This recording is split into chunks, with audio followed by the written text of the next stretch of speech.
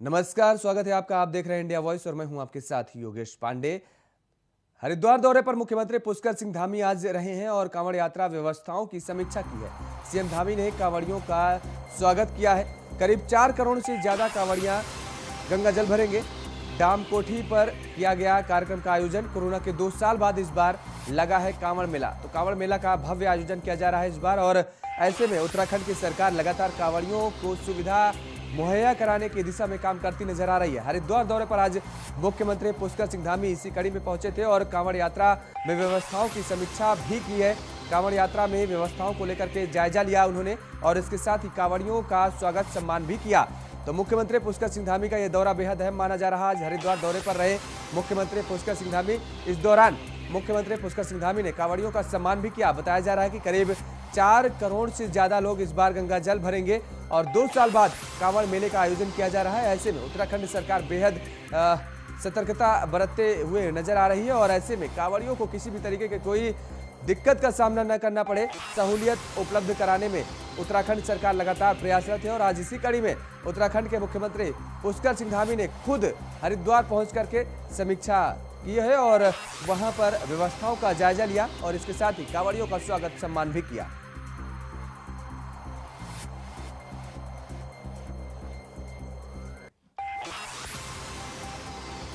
करीब 4 करोड़ से ज्यादा कांवड़िए गंगा जल भरेंगे और मुख्यमंत्री पुष्कर सिंह धामी का आज हरिद्वार दौरा रहा। डाम कोठी पर कार्यक्रम का आयोजन किया गया, जहां पर मुख्यमंत्री पुष्कर सिंह धामी पहुंचे और इस दौरान कांवड़ियों का उन्होंने स्वागत किया। कोरोना काल के 2 साल बाद इस बार कांवड़ मेला का आयोजन किया जा रहा है और ऐसे में उत्तराखंड सरकार लगातार ये प्रयासरत है कि इस कांवड़ मेला को सफलतापूर्वक संपन्न कराया जाए और कांवड़ियों की किसी भी तरीके की कोई असुविधा न होने पाए। इसको लेकर के धामी सरकार ने अधिकारियों को सख्त निर्देश दिए हैं और आज खुद मुख्यमंत्री पुष्कर सिंह धामी हरिद्वार पहुंचे, जहां पर उन्होंने व्यवस्थाओं का जायजा लिया, निरीक्षण किया और इसके साथ ही कांवड़ियों का स्वागत सम्मान भी किया। और इसी खबर पर ज्यादा जानकारी के साथ हमारे संवाददाता विकास चौहान हमारे साथ फोन लाइन पर बने हुए हैं। विकास, आज मुख्यमंत्री पुष्कर सिंह धामी हरिद्वार पहुंचे। इस दौरान जो तस्वीरें सामने आई उसमें देखने को मिला कि सीएम धामी ने खुद कांवड़ियों का सम्मान करते हुए नजर आए। बिल्कुल, जिस तरह से आज मुख्यमंत्री तेज वर्षा के बाद भी हरिद्वार पहुंचे थे और कांवड़ियों का यहाँ सम्मान किया। उनके कुछ कांवड़ियों को उन्होंने पैर छुए और पैर धोए थे यहाँ पर और यहाँ पर उनका स्वागत, भव्य स्वागत यहाँ पर किया।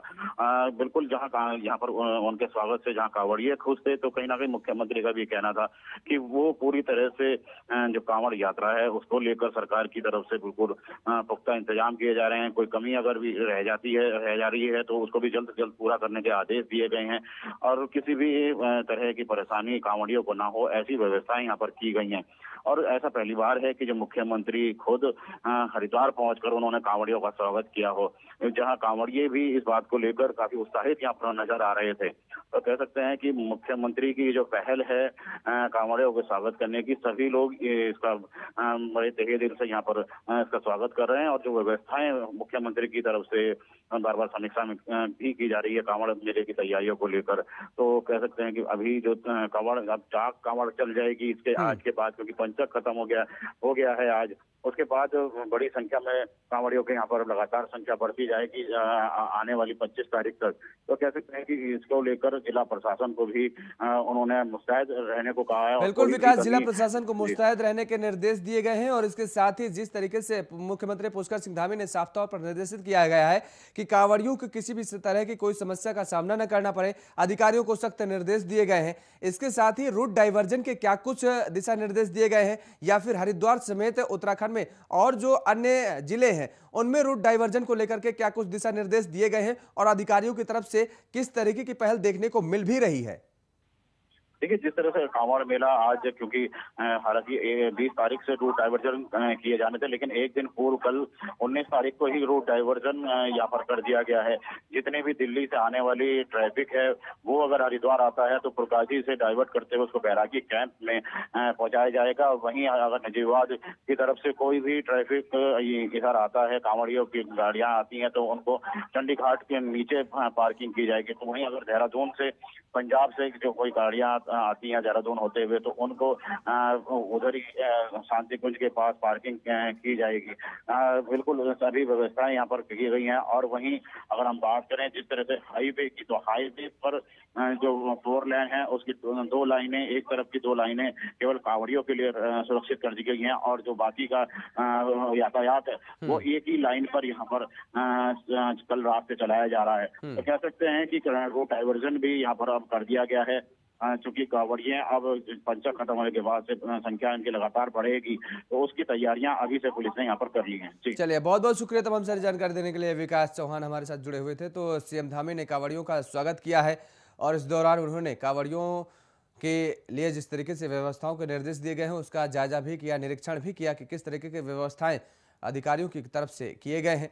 तो मुख्यमंत्री पुष्कर सिंह धामी आज हरिद्वार पहुंचे थे, जहां पर उन्होंने कांवड़ियों का खुद सम्मान किया।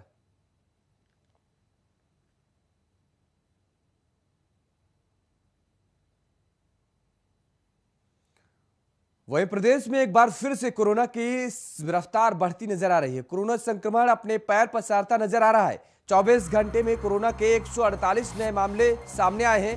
प्रदेश में अब भी 666 कोरोना के एक्टिव केस बताए जा रहे हैं। प्रदेश में कोरोना की पॉजिटिविटी दर 9.37% पहुंच चुकी है। तो बड़ी अपडेट है। उत्तराखंड में एक बार फिर से कोरोना ने अपने पैर पसारने शुरू कर दिए हैं। प्रदेश में अब भी 666 केस कोरोना के एक्टिव बताए जा रहे हैं और ऐसे में लगातार सतर्कता बरतने की भी हिदायत दी जा रही है कि स्वास्थ्य विभाग की तरफ से। प्रदेश में कोरोना की पॉजिटिविटी दर 9.37% पहुंच चुकी है।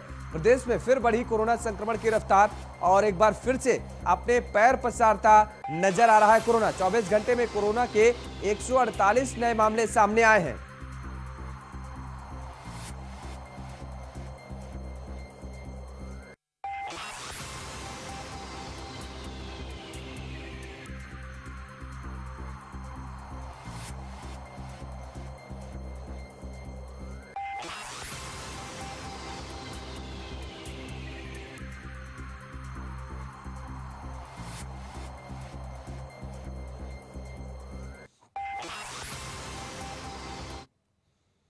और रुक करेंगे अब हरिद्वार का। मौसम विभाग की भविष्यवाणी एक बार फिर से सच साबित हुई है। हरिद्वार में मूसलाधार बारिश शुरू हो चुकी है। शहर के कई इलाकों में जलभराव से परेशानी भी है।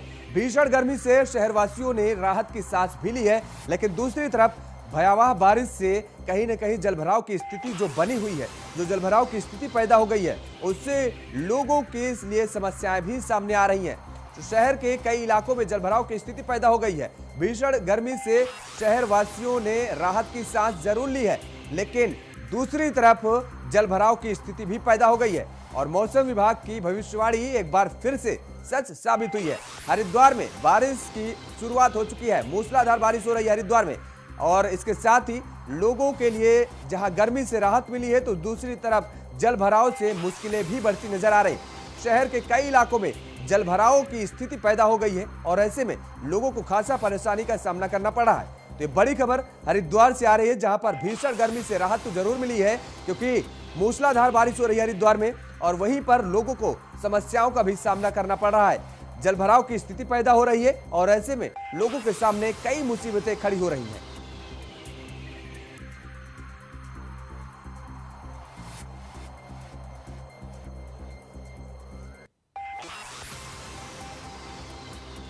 और इसी खबर पर ज्यादा जानकारी के साथ हमारे संवाददाता विकास चौहान हमारे साथ फोन लाइन पर बने हुए। विकास, हरिद्वार में मूसलाधार बारिश बताई जा रही है, क्या कुछ हालात है?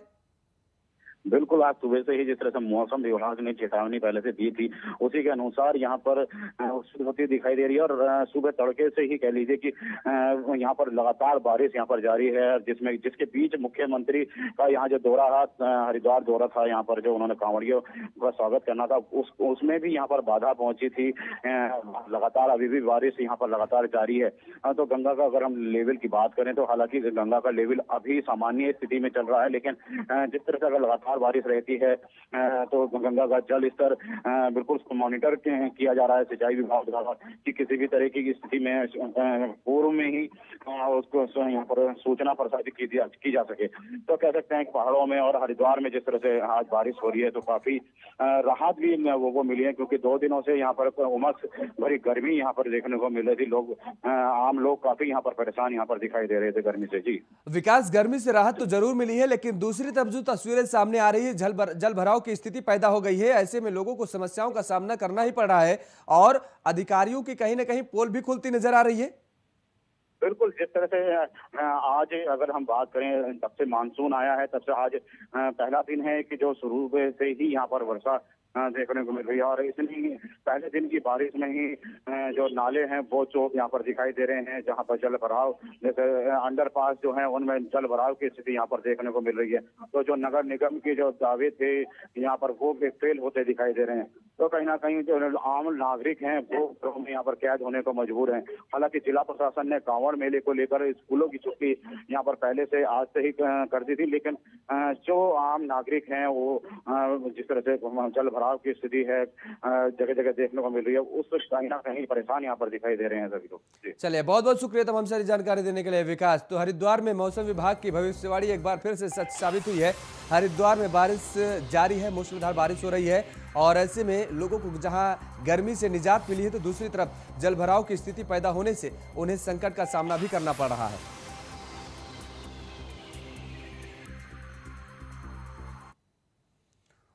और उत्तराखंड में अगले 3 दिन भारी बारिश का अलर्ट जारी किया गया है। उत्तराखंड में आज भारी बारिश का रेड अलर्ट जारी किया गया है। बागेश्वर, अल्मोड़ा में 12वीं तक के स्कूल बंद किए गए हैं। टिहरी, पिथौरागढ़, नैनीताल में भी स्कूल बंद रहेंगे। 21 और 22 जुलाई को बारिश का येलो अलर्ट जारी किया गया है। बारिश के चलते स्कूल, आंगनबाड़ी केंद्र भी बंद रहेंगे। तो ये बड़ी खबर आपको बता दें, बागेश्वर, अल्मोड़ा में 12वीं तक के स्कूल बंद करने के आदेश दे दिए गए हैं। भारी बारिश के चलते ये आदेश दिए गए हैं। टिहरी, पिथौरागढ़, नैनीताल में भी स्कूल बंद करने के निर्देश जारी किए गए हैं अधिकारियों की तरफ से। और इसके साथ ही 21 और 22 जुलाई को बारिश का येलो अलर्ट जारी किया गया है। तो उत्तराखंड से बड़ी खबर आपको बता दें कि येलो अलर्ट जारी किया गया है। 21 और 22 जुलाई को बारिश के चलते स्कूल, आंगनबाड़ी केंद्रों को बंद करने के निर्देश दिए गए हैं। तो उत्तराखंड में अगले 3 दिन भारी बारिश का अलर्ट जारी किया गया है। भारी बारिश की संभावना जताई गई है और जिसके चलते स्कूलों को बंद करने के निर्देश दिए गए हैं। उत्तराखंड में आज भारी बारिश का रेड अलर्ट है। कई जिलों में भारी बारिश भी हो रही है। बागेश्वर, अल्मोड़ा में 12वीं तक के स्कूल बंद करने के निर्देश दिए गए हैं। और इसके साथ दर्शकों को बता दें कि टिहरी, पिथौरागढ़, नैनीताल में भी स्कूल बंद रखने के निर्देश जारी किए गए हैं।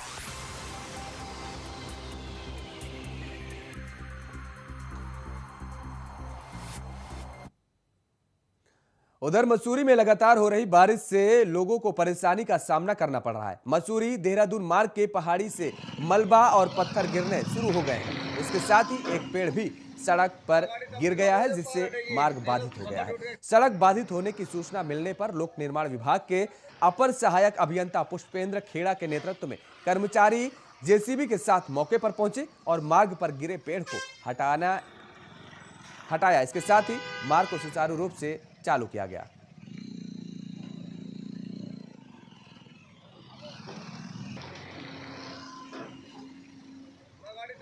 सूचना मिल गई थी, यहाँ पे एक पेड़ गिर गया था और उसके लिए हमने जेसीबी तुरंत यहाँ पे लगा दी है और मार्ग हमने सुचारू रूप से खोल दिया है। जैसे हमारी जेसीबी कंटिन्यू चल रही है यहाँ पे यातायात के लिए कोई परेशानी। सूचना मिल गई थी, यहाँ पे एक पेड़ गिर गया था और उसके लिए हमने जेसीबी तुरंत यहाँ पे लगा दी है और मार्ग हमने सुचारू रूप से खोल दिया है। जैसे हमारी जेसीबी कंटिन्यू चल रही है यहाँ पे यातायात के लिए कोई परेशानी। सूचना मिल गई थी यहाँ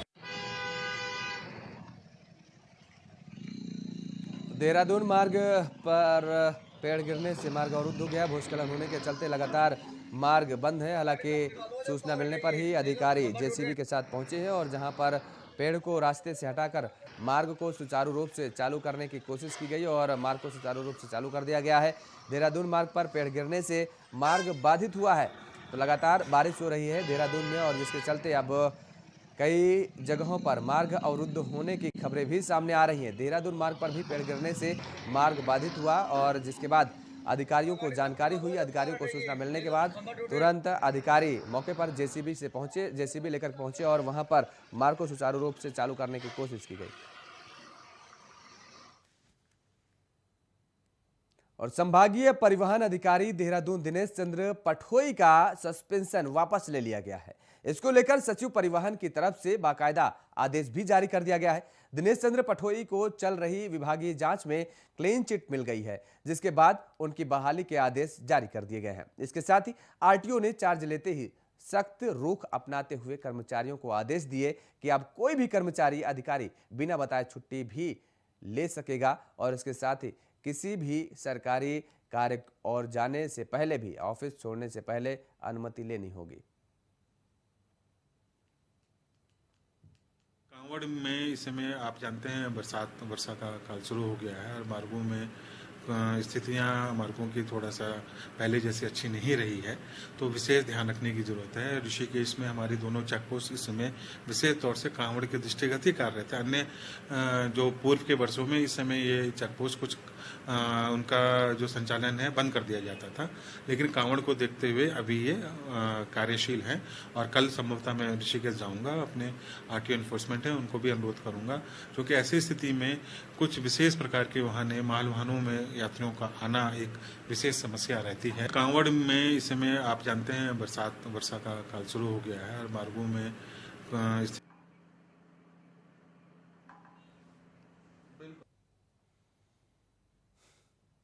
और इसी खबर पर ज्यादा जानकारी के साथ हमारे संवाददाता अभय कैतुरा हमारे साथ फोन लाइन पर बने हुए हैं। अभय, जिस तरीके से सीएम धामी ने सस्पेंड किया था और उसके बाद जांच की भी बात कही जा रही थी, परिवहन अधिकारी दिनेश चंद्र पठोई अब बहाल हो गए हैं एक बार फिर से, और उन्होंने जिस तरीके से ये आदेश भी जारी किए हैं कि दरअसल अब कोई बिना बताए छुट्टी नहीं ले सकता है, क्या कुछ और जानकारी खबर पर?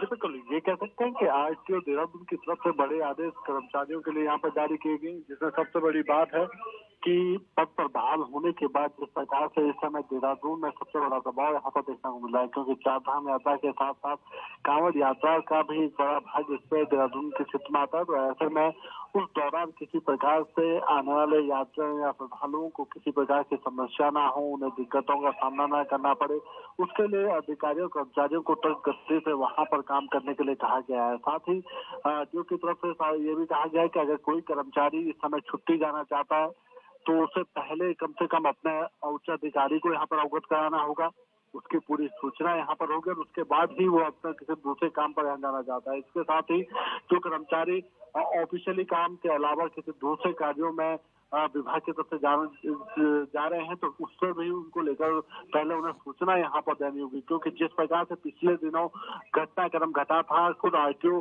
अपने ऑफिशियल काम से शहर से बाहर थे और अचानक मुख्यमंत्री का दौरा वहाँ पर हुआ था और उसके बाद उन्हें सस्पेंड कर दिया गया था, तो उसमें काफी समय यहाँ पर उन्हें लगा और अब वापस पद पर बहाल हुए हैं। तो ऐसे में सभी अधिकारियों और कर्मचारियों को वो निर्देश दे रहे हैं कि कम से कम कार्यों में त्वरित गति से अपनी चिंता लाएं, ताकि जो जनता है उन जनता की समस्याओं का समाधान हो सके। जी बिल्कुल अभय, लेकिन दरअसल ये जिस तरीके से जांच बैठा ली गई थी और कार्रवाई करते हुए इन पर कार्रवाई भी की गई थी, मामला क्या था पूरा और जिस पर अब क्लीन चिट मिल गई है? बिल्कुल, मुख्यमंत्री पुष्कर सिंह धामी पिछले दिनों आरटीओ देहरादून का जो संभागीय परिवहन कार्यालय है वहां पर पहुंचे थे। अचानक उन्होंने औचक निरीक्षण किया था। इस दौरान खुद आरटीओ मौजूद वहां पर नहीं थे, तो मुख्यमंत्री पुष्कर सिंह धामी की तरफ से उन्हें सस्पेंड करने का आदेश दे दिए गए थे, क्योंकि मुख्यमंत्री ने साफ तौर पर कहा था कि सभी कर्मचारी तय समय पर कार्यालय पहुंचे ताकि जनता की जो समस्या है उन समस्याओं का निराकरण हो सके थे। मुख्यमंत्री पुष्कर सिंह धामी तय समय पर यानी सुबह 10 बजे आरटीओ कार्यालय पर पहुंचे थे। कुछ देर उन्होंने इंतजार किया था, जब आरटीओ वहां नहीं मिले तो उनकी तरफ से उनके सस्पेंड करने के आदेश दे दिए गए थे। लेकिन बाद में जब इस पूरे मामले पर जब जांच यहाँ पर विभागीय जांच की गई तो देहरादून जो आरटीओ थे वो किसी ऑफिशियल काम से ही शहर से बाहर गए हुए थे और उसकी बाकायदा सूचना उनकी तरफ से विभागीय के जो उच्च अधिकारी थे उनको वहां पर दे दी गई थी। और इसीलिए अब सीधे तौर पर ये कह सकते हैं कि जब इस पूरे मामले पर चलिए, बहुत बहुत शुक्रिया तमाम सारी जानकारी देने के लिए अभय।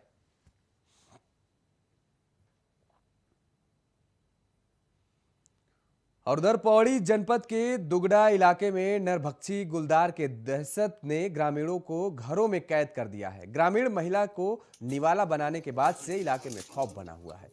वहीं नरभक्षी गुलदार को पकड़ने के लिए वन विभाग की ओर से इलाके में पिंजरे लगाए जा चुके हैं और इसके साथ ही गांव में गश्त की जा रही है। ग्रामीणों का कहना है कि गुलदार ने दूसरी बार किसी ग्रामीण को अपना निवाला बनाया है, जबकि कई बार गुलदार उन पर हमला भी कर चुका है। डर की साए में जी रहे ग्रामीण गुलदार के आतंक से छुटकारे की मांग पर अड़े हुए हैं। दिक्कत है, बाहर से कैसे निकलना है, झाड़ी बहुत हो गई, यहाँ तो बाघ परेशान कर रहा है। और एक केस पहले हुआ, अब दूसरे साल में दूसरा केस हुआ। अब बहुत दिक्कत है, लोग इधर उधर निकल गए, हम कैसे रहेंगे यहाँ। दिक्कत है, बाहर से कैसे निकलना है, झाड़ी बहुत हो गई, यहाँ तो बाघ परेशान कर रहा है। और एक केस पहले हुआ, अब दूसरे साल में दूसरा केस हुआ। अब बहुत दिक्कत है, लोग इधर उधर निकल गए। हमारा ये है प्रयास, हमने अभी जो इसके लिए CWLW कॉम्पिटेंट अथॉरिटी होती है, मैंने सबसे पहले इसके लिए उनको सूचना देके मैंने कहा सर इसका एक प्रक्रिया है कि एकदम शूट आउट की परमिशन थी, तो मैंने सुबह ही इसलिए भेजा कि ताकि मैं जल्दी से जल्दी फिर शूट आउट की परमिशन भी ले सकूं। तो मैंने इसके पिछले लगाने की परमिशन मुझे मिल गई है। हमारा देहरादून नगर निगम क्षेत्र में बड़ी तादाद में ऐसी बहुत सी हाउसिंग सोसाइटी मिली जिनके सभी फ्लैटों का अब तक हाउस टैक्स जमा नहीं किया गया। मसूरी देहरादून विकास प्राधिकरण ने नगर निगम को ऐसे करीब 150 हाउसिंग सोसाइटीज की सूची सौंपी है। इन हाउसिंग सोसाइटीज के करीब 6000 फ्लैटों में परिवार रह रहे हैं और इसी के चलते नगर निगम ने सोसाइटी चिन्हित करते हुए सभी को नोटिस जारी किए गए थे, जिनमें से कहीं हाउसिंग सोसाइटी ने टैक्स जमा करा दिया है और बाकी को नोटिस भेज दिए गए हैं।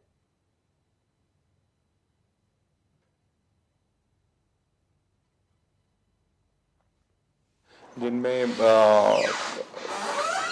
जो घर है उनके द्वारा टैक्स जमा नहीं किया जा रहा है या सेल्फ असेसमेंट की प्रक्रिया लागू होने के पश्चात उनके द्वारा सेल्फ असेसमेंट नहीं किया गया है, तो ऐसे अपार्टमेंट्स को, ऐसी बिल्डिंग्स को नोटिस भेजे गए कि वो अपना सेल्फ असेसमेंट करके अपना टैक्स नगर निगम में जमा करवा लें, प्रॉपर्टी टैक्स जमा करवा लें। तो इस क्रम में करीब 150 प्रॉपर्टीज आइडेंटिफाई हुई हैं, जिसमें कुछ हाई राइज अपार्टमेंट्स नए क्षेत्रों में जिसमें अभी टैक्स की छूट है उसमें भी हैं, और जो पुराने हैं उनमें से कुछ एक टैक्स आ रहे हैं, परंतु जिन जिन के नहीं आए हैं उनको नोटिस दे दिए गए हैं। तो करीब 4 से 5 हज़ार घर ऐसे टोटल चिन्हित होने की संभावना है जिनके। बीते दिनों कोतवाली के बाहर प्रदर्शन करने पर कोतवाल ने प्रदर्शनकारियों पर मुकदमा दर्ज किया था और इसके विरोध में प्रदर्शनकारियों ने तहसील पहुंचकर कोतवाल के खिलाफ नारेबाजी की। इसके साथ ही एसडीएम के जरिए कई अधिकारियों को ज्ञापन भेजकर कोतवाल को हटाने की मांग की गई। उन्होंने कहा कि मामले में जल्द कार्रवाई नहीं होती है तो प्रदर्शनकारी उग्र आंदोलन करेंगे।